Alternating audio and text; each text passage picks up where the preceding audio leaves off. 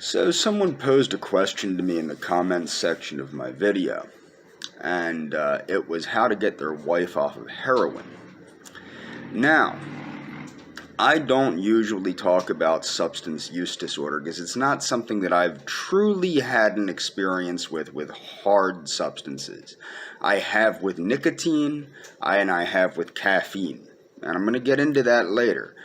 Regardless of what the substance is, substance use disorder is poisonous to the individual and poisonous to society. There's no point in getting high and mighty if you're a smoker versus a heroin addict. An addict is an addict is an addict. And that's the problem that you have with the so-called recovery movement and things like that, is certain people think that they're better than other people because their substance of choice is different than someone else's.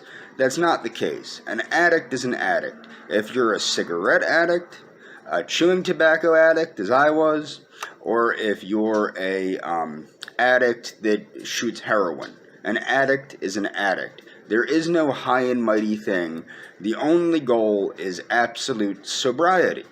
Sobriety is having a clear mind capable of making clear choices that do not harm the body. Okay? So whether that substance you're using is caffeine, nicotine, morphine, heroin, or amphetamine, it does not matter. A substance is a substance. It perverts the body, and through the body it perverts the mind. So that's the bottom line with substance use, okay? No substance that perverts the body and mind is a safe substance or a substance that one should be using. Now, I want to make it clear that I am not a doctor. I am not a substance abuse counselor. I am not a mental health practitioner. I am not anybody that anybody should be taking advice from. That being said, neither are the majority of people that operate 12-step programs and things of that nature. Most of these people are everyday people that got sober. So I have as much experience as the average person that got sober. Okay? That's the truth. The only difference is I actually am sober and I'm not substituting substances, and I'm going to get into that later. So what's particularly true with heroin, and I'm going to get into this more in depth, but many years ago, about 3 years ago now, I was down the city, down in Philadelphia. And I'm not somebody, I'll listen to anybody. If somebody wants to talk to me, I will listen, because it's amazing who you can learn things from. I don't care who the messenger is as long as I'm learning something. I always like learning. And I'm at a train station in the underground area, the L, and this black woman sits down next to me on the bench, and she's eager to talk to somebody. And she starts babbling about how she was addicted to heroin. Now, heroin is what people call heroin. And she was telling me about how she prayed to the Lord Jesus Christ, and she prayed to God religiously every day and every night to deliver her from her addiction. And she went into Rite Aid, God sent her into Rite Aid, and she was driven to the hair, skin, and nails vitamins. And she bought basically all of it. She bought, like, I forget how many bottles she said, but it's unimportant. It might even be fabricated.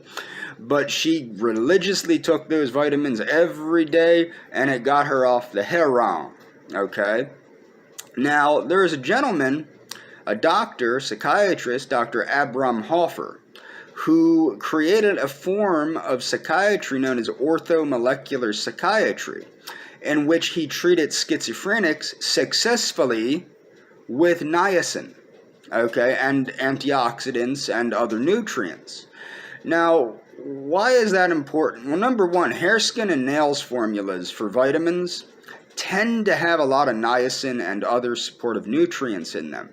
Now, I'm not saying that God sent her to those nutrients, but maybe some kind of internal intuition or something sent her to those nutrients. And the important thing is she said that she was like 15 years clean off of heroin by taking these vitamins religiously and praying to God religiously. So Dr. Abraham Hoffer was also a uncredited person that helped influence Alcoholics Anonymous. He's not known because Alcoholics Anonymous does not want to be affiliated with professionals, okay? But he worked with Bill W., who was one of the founders of AA, and he embraced Dr. Hoffer's concepts regarding niacin. What you also need to understand is a couple things that go together are mental illness, substance use disorder, which is a mental illness. And so substance use, mental illness, and malnutrition, these three things go together. Now, it can be a chicken or an egg thing. You might think that because a lot of people that have, say, schizophrenia or bipolar disorder or major depressive disorder, they neglect their health. They neglect their hygiene. They neglect everything about themselves. So you could say that perhaps the mental health issue caused them to neglect their nutrition, which caused the development of diseases of malnutrition. Or you could consider the fact that perhaps these people, like Dr. Hoffer considered, perhaps these people are a special group of people that require more of particular nutrients, such as niacin, than the average person in the population. It seemed to pan out in his therapy that was successful with schizophrenics and alcoholics. Okay, so this brings me to Narconon. Narconon is a rehabilitation program that's supposedly not affiliated with Scientology. I'm not a Scientologist. Everybody is going to say I'm a Scientologist. I'm going to get hate in the comments section because I think Leah Remini's a kook. I'm not a Scientologist. Why am I supporting Narconon? Why am I supporting the Hubbard method? Why am I supporting these things? I'm not actually supporting any of these things. I don't care how somebody gets sober. I don't even care if somebody does get sober. If somebody wants to stay addicted to substances, that's their business. It's not my business. I'm not in that business anymore. I don't care who does what. That's not my business anymore. Although what I will say is that if this country is going to get healthy, a couple things that it has to handle is drug addiction, drug substance use disorder, and malnutrition. Okay, Narconon comes in here. Now, Narconon is a drug rehabilitation treatment based off of the teachings of L. Ron Hubbard, based off of the purification method he created. It's not the same, okay? It's different, but it's based off of the teachings of L. Ron Hubbard with the purification rundown and also the teachings in Hubbard's book, The Way to Happiness. Now, to be fair, I've never participated in anything with Scientology. I've only read Dianetics. And well, not really. I've also read Clear Body, Clear Mind, which is the book that talks about the purification rundown. In fact, Clear Body, Clear Mind was the first Hubbard book I read. I've never read a scrap of his science fiction. And people might go, well, wow, L. Ron Hubbard was a science fiction writer. Again, I don't care who the messenger is. I don't care if it's L. Ron Hubbard, Lord Jesus Christ, Muhammad, etc. You can get as much of a moral teaching from a comic book or from Star Wars or from Battlefield Earth, which is a Hubbard book, then as you can from the Bible, as you can from the Quran, as you can from the Bhagavad Gita. It does not matter who the author is. If the truth is true, it's true. It just has to be demonstrably true. The one true thing about the Hubbard method, and I will leave links to research proving it, the one true thing to Narconon is it works. The Narconon method works. You can go to pubmed.gov and read the research. It works. That's a lot more than can be said. Now, I worked in mental health. That's a lot more than can be said for methadone programs, Suboxone programs, and all these other programs to get people off of substances. It's a lot more than can be said for nicotine patches and nicotine gums and all this crap. The facts are the facts. The Narconon method works. It's demonstrably true, it's well tolerated, and it's safe. That's what the research shows. Again, that's a lot more than can be said for most other methods of recovery, including AA and NA. Now, am I against AA or NA? No. When I worked in mental health, I was a peer specialist, which is like a case manager that doesn't get paid as much because I don't have a degree in mental health related bullshit, but I am a person that went to a number of courses and continuing education things and blah, blah, blah about peer support, meaning I am a crazy person that is trained to help other crazy people. Okay? So what I discovered working in mental health is that the false idol of 12-step groups is supported by mental health without any evidence that it works. Why do I say that? When I was homeless, as I said, I never really had a true substance use disorder with hard substances. Not justifying, not saying that I didn't have addictions, and not saying I'm better than any other addict. I had addictions, bad addictions to nicotine, to chewing tobacco and cigarettes, both chewing tobacco and cigarettes. I started replacing chewing tobacco with cigarettes because something happened with the taxes where the cigarettes became cheaper than the chewing tobacco. So I switched from from long cut snuff to cigarettes. And I had a problem with caffeine, big problem with caffeine. I was a big time caffeine abuser. In fact, what got me into AA when I was homeless was the free coffee. Okay, because when I couldn't get work at the temp service, I would wander over to AA to get the free coffee and to stay out of the cold because, you don't want to freeze to death. That's kind of bad for your health.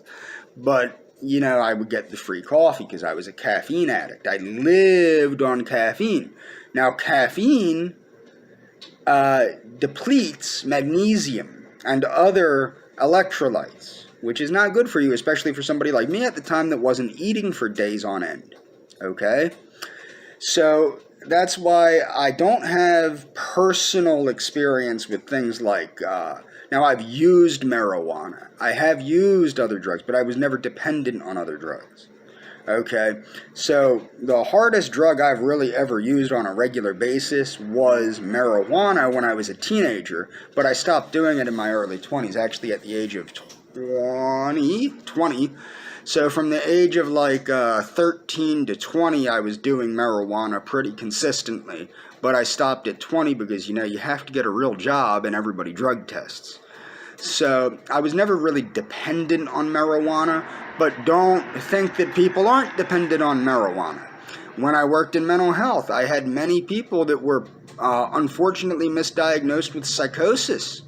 Not saying they weren't psychotic, they were, but it was marijuana-induced psychosis, and what it was is they would lie to their psychiatrist, and then they'd be put on these antipsychotic medications, and that's the thing is people can't expect psychiatrists to do a decent job if you're lying to them about what you are taking that's distorting your view of reality.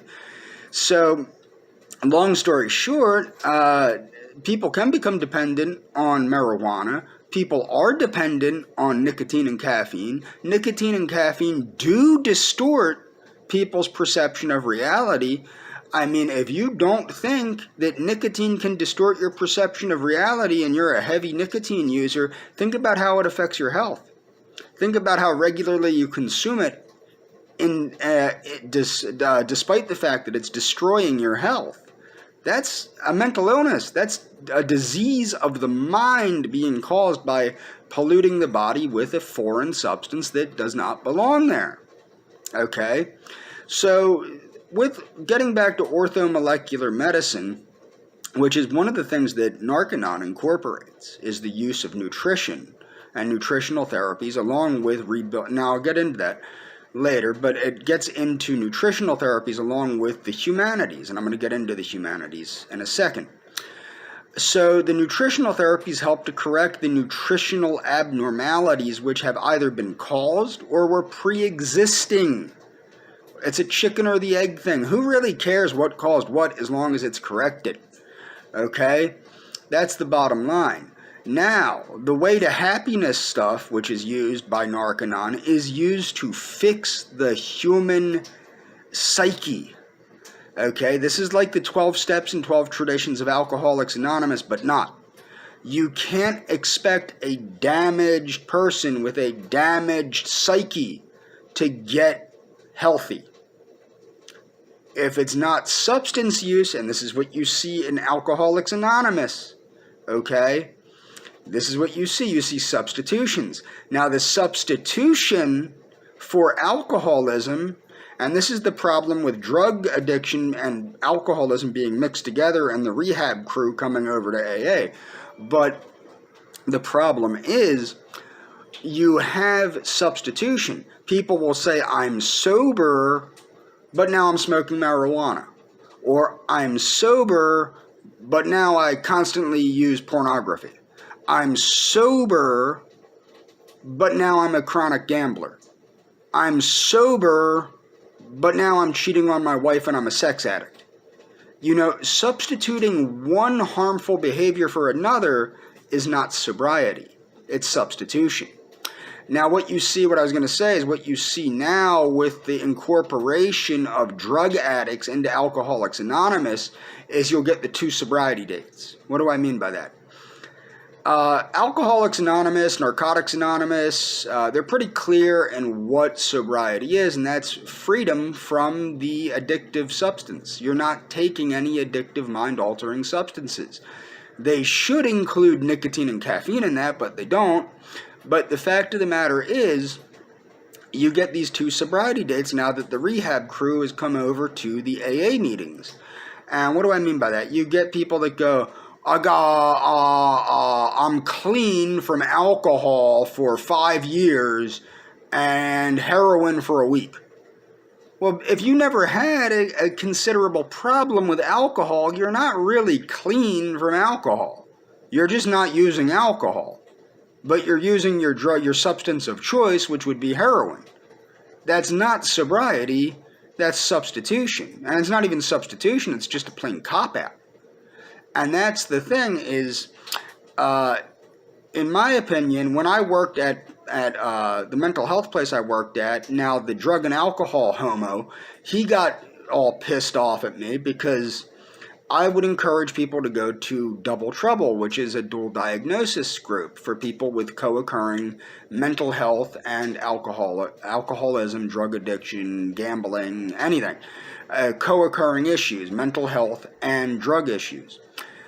Now, he was an idolater. He believed in the false idol of AA, and he believed that every 12-step group is virtually the same. They are not. The cultures are quite different. The culture of Double Trouble and the culture of Narconon are far more accepting than the culture of Alcoholics Anonymous. The culture of Alcoholics Anonymous, at least back when it was hardcore, would wreck people. They were very inconsiderate of people. In fact, when I was homeless, I quit going there because there was a junkie that came in. She was getting clean off of heroin, and the one AA guy jumped down her throat because she brought up her addiction to heroin, and they didn't care for that, and it wasn't polite, in my opinion. You know, the topics in AA, like I said, I've never had an issue with alcohol. I've drank a lot of alcohol in my day. I've drank to excess, what have you, but I've never been addicted to alcohol. I drank to excess for reasons to escape problems, what have you, or just because I like getting drunk. Yeah, that might sound like alcoholism today, but really, when you can put something down and not pick it back up, that's not an addiction. Nicotine was a different story. That was something that I had to fix on my own. That took a lot of work mentally.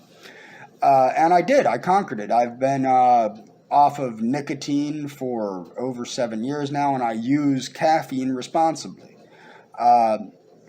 So, yeah, I'm free of substance use disorder at this point in time. I can go days without caffeine and not get withdrawal symptoms at this point. So, that's the thing, is proper use of substances, like caffeine is not, used responsibly, caffeine is not like a dangerous substance. Okay, which is probably the one substance that I'm mentioning that is not like a horribly dangerous substance when used responsibly, in small quantities, a cup of coffee a day, a cup of Coke, a couple cups of cocoa a day, a couple cups of tea a day, etc., things like that. That's not going to cause you any harm unless you're caffeine sensitive. It's a food. It's in food. It's naturally occurring in food. Nicotine is not. Okay? Nicotine is not. The other thing is, there aren't many health benefits, despite what people might want to cook up. I mean, people have stated that, with the COVID-19, smokers did better than non-smokers, and that's because nicotine has a small anti-inflammatory effect. Well, that's not really a health benefit when you consider the rates of lung cancer, heart disease, and all sorts of health concerns caused by cigarette smoking and nicotine abuse. Mouth cancer, throat cancer, nose cancer, bladder cancer, breast cancer, all sorts of cancers are caused by the use of cigarettes and other nicotine delivery systems.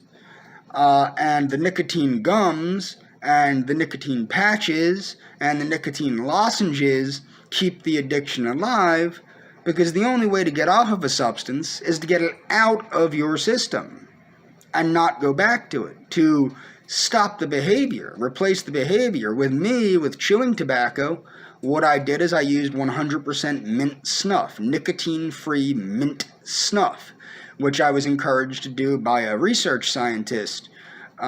She was explaining to me how nicotine-laced products keep the addiction alive, and after about a day, it's all psychological and behavioral. It's all in the behavior. And after I got rid of the nicotine, after about 3 months of using the ground-up mint leaves, I didn't even need the behavior to replace. I was cured of the addiction to nicotine and nicotine delivery systems. With heroin, does Suboxone really get somebody off of heroin, or does it simply put them on Suboxone? When I worked in mental health, I had a client that was on Suboxone. She couldn't afford the Suboxone. She wanted the Suboxone so she could work and make money and be responsible, but the Suboxone was expensive, and she would usually end up going back to heroin because she couldn't afford the Suboxone and she couldn't deal with the withdrawal from the heroin. Methadone, that's nothing but legal heroin that's more addictive than heroin. Okay? So I don't have any specific training in drug and alcohol addiction counseling or anything like that, but I worked with a ton of drug addicts. A ton. And a lot of the problems are in the mind. They're what Alcoholics Anonymous calls moral defects, character defects. These are real. The character defects are real, and they must be conquered if the addiction is to be conquered. However they're conquered, whether it's with The Way to Happiness by L. Ron Hubbard, whether it's with Buddhism or Christianity or Judaism or Islam or Hinduism or any of these isms, there's a reason that these isms exist. And it's because they have worked to benefit humanity. And that's why Friedrich Nietzsche said that God is dead, but that God must be replaced by the humanities. And that is something that we have not done. So people turn to other things to alleviate this psychic turmoil caused by a lack of many things in life. Many things in life. And that's all for this video.